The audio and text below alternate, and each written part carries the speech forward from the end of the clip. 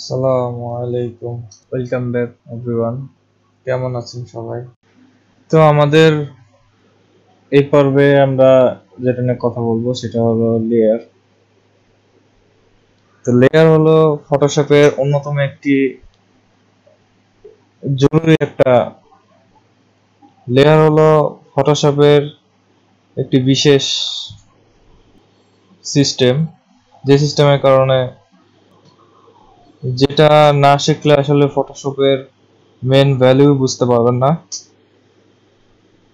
তো আপনাদের যত ধরনের ইমেজের কাজ আছে, প্রসেসিং আছে, সব লেয়ারের মাধ্যমেই করতে হবে। তো চলুন দেখা যাক লেয়ারের মাধ্যমে কিভাবে আমরা কাজ করব। তো শুরু করার জন্য আমরা একটি নতুন ফাইল ক্রিয়েট নিউ তৈরি করি। তো এখানে যে ডিফল্ট সাইজ আছে আমরা এই সাইজে height with 7/5, resolution 300, RGB colour, white background and 8 bit একটা ফাইল ক্রিয়েট করি, ডকুমেন্ট ক্রিয়েট করি। তো এখন আমাদের যে ইমেজ দরকার সেই ইমেজগুলো ওপেন করব। তো ওপেনের এখান থেকে তো আমাদের এখন যে ফাইল দরকার, যে ইমেজ এডিট করব সেই ইমেজটি ওপেন করব। ওপেনের জন্য ফাইল থেকে ওপেন অথবা কন্ট্রোল ও চাপ দিলে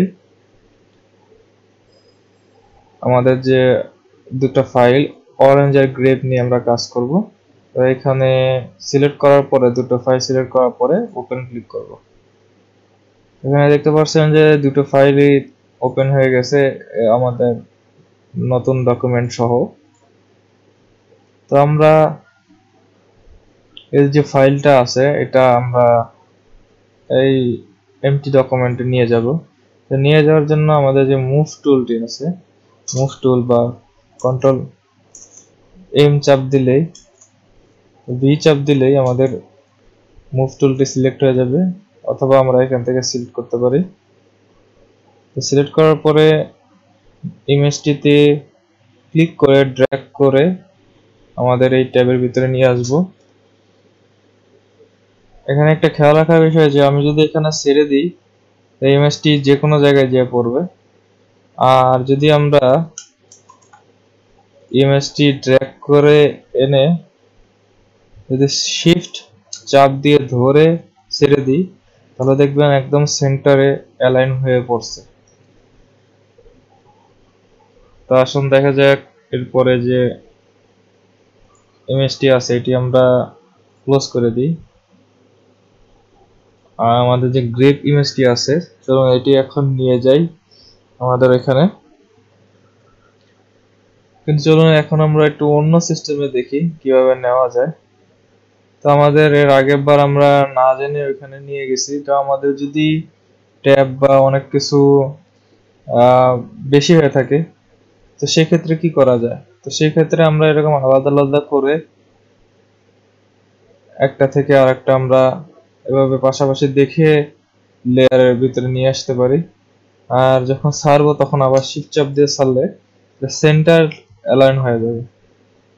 দেখতে পাচ্ছেন এখানে আসছে। এখন আমরা এটিও ক্লোজ করে দিই।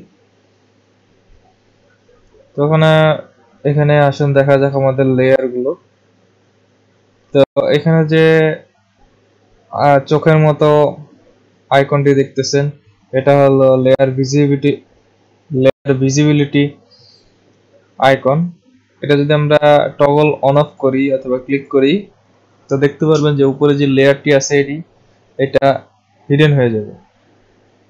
এভাবে যদি আমরা এটাও ক্লিক করি তাহলে এই লেয়ারটিও হিডেন হয়ে যাবে, আর এটা ক্লিক করলে এটাও হিডেন হয়ে যাবে।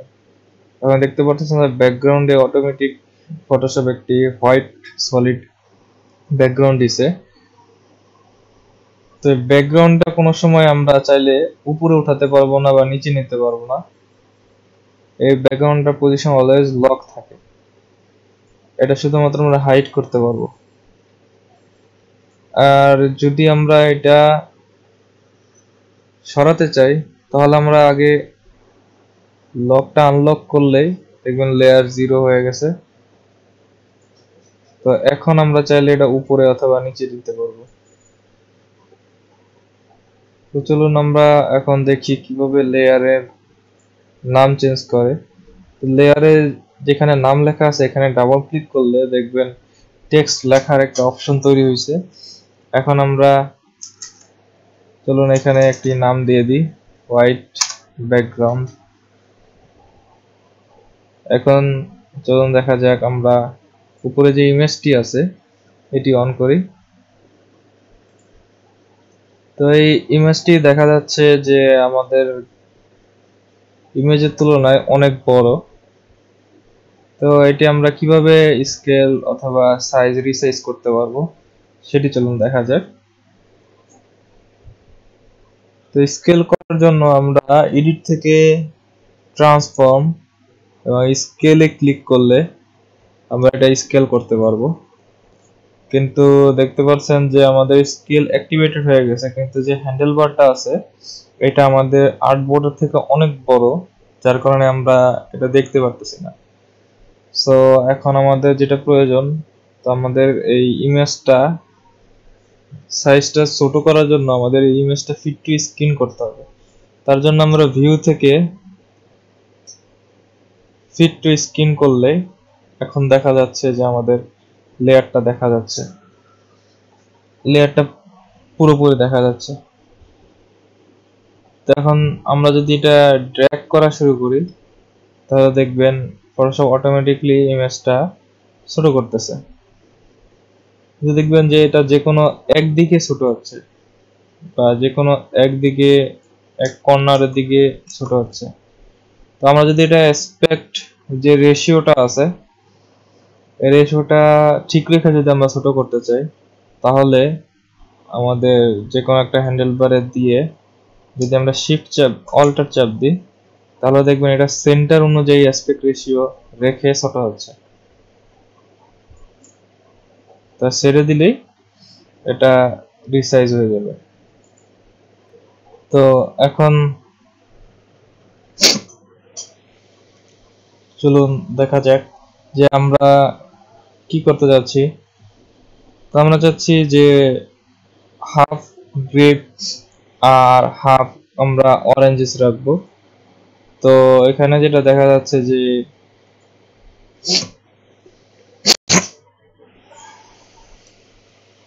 অরেঞ্জেসটা আবার ছোট হয়ে গেছে।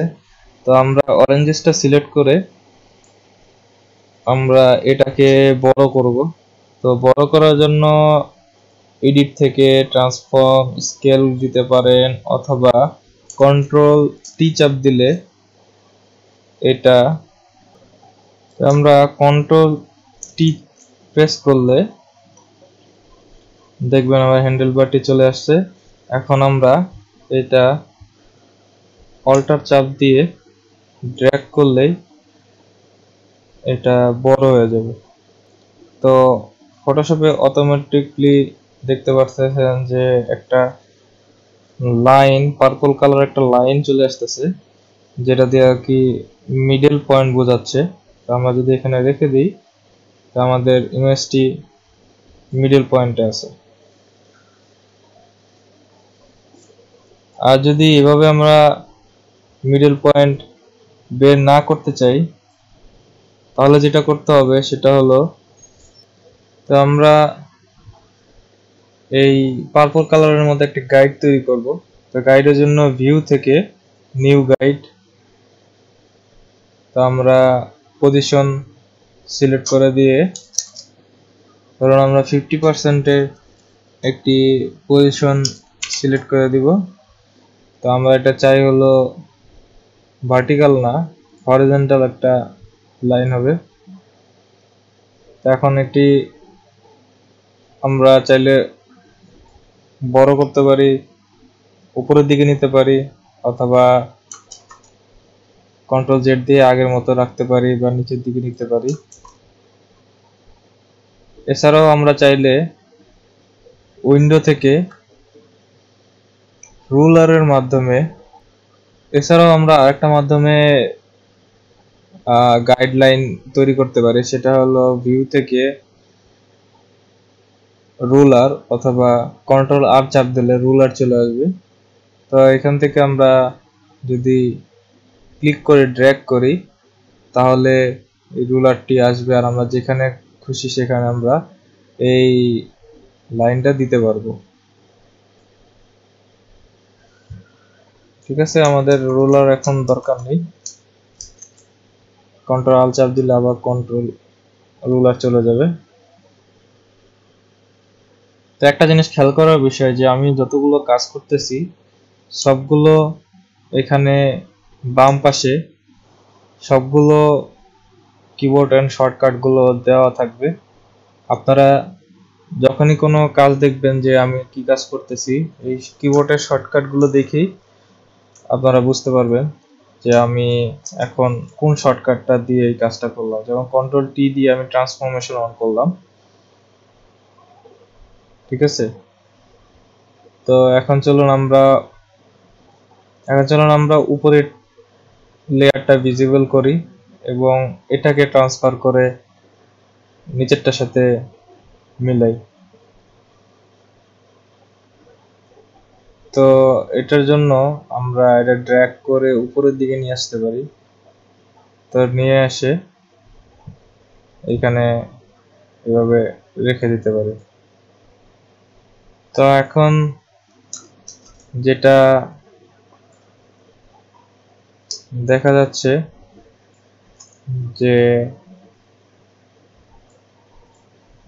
আমাদের নিচেরটার ভিতরে আমাদের উপরে গ্রিপের লেয়ারটা হাফ চলে গেছে। তো এখন আমরা এই হাফ অংশটা ডিলিট করে দেব যাতে আমাদের নিচে অরেঞ্জের অংশটা দেখা যায়। তো এর জন্য আমরা মার্ক টুল অথবা এম চাপ দিয়ে মার্ক টুলটি সিলেক্ট করতে পারি এবং এই যে গাইড আছে গাইড সহ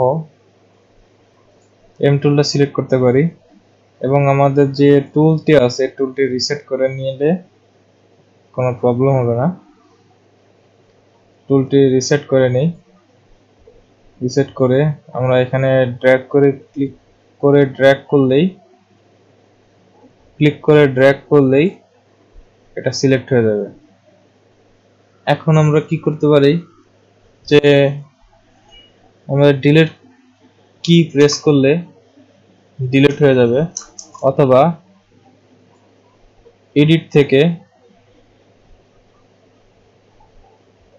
ক্লিয়ার ক্লিক করলেই ক্লিয়ার হয়ে যাবে। এখন আমরা যদি সিলেক্টে যাই, ডিসিলেক্ট দিই অথবা কন্ট্রোল ডি চাপ দিই তাহলে আমাদের ইমেজটি ডিসিলেক্ট হয়ে যাবে। এখন আমাদের এই গাইডটার দরকার নেই। তো আমরা গাইডটা সরানোর জন্য ক্লিয়ার গাইডে ক্লিক করলেই গাইড চলে যাবে। তো এখন দেখতে পাচ্ছেন এভাবে আমরা একটি সুন্দর ইমেজ তৈরি করে নিতে পারি। এখন চলুন দেখা যাক আমরা কিভাবে লেয়ার ডিলিট করতে পারি।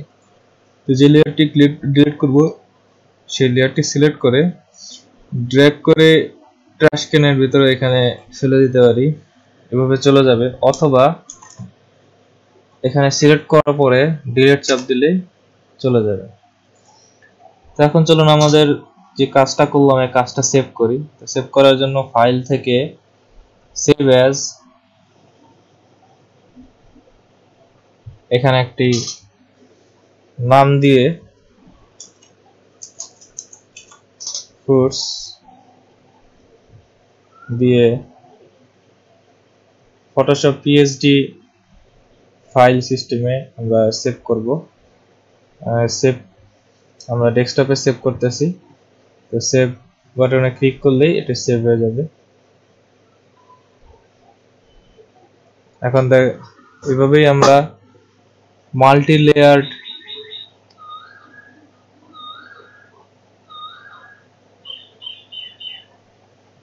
এভাবে আমরা মাল্টি লেয়ার্ড ফটোশপ ফাইল তৈরি করতে পারি। আজকে এই পর্যন্তই। আর আপনাদের কোনো কিছু জানা থাকলে কমেন্ট বক্সে কমেন্ট করতে পারেন। আর ভিডিওটি ভালো লেগে থাকলে লাইক করবেন, সাবস্ক্রাইব করবেন এবং ভিডিওটি শেয়ার করে আপনাদের ফ্রেন্ডদেরকেও জানিয়ে দিবেন। আপনাদের লাইক সাবস্ক্রাইবই এই চ্যানেলটিকে গ্রোথ করতে সাহায্য করবে। তো see you guys on the next video. আসসালামু আলাইকুম, ভালো থাকবেন সবাই।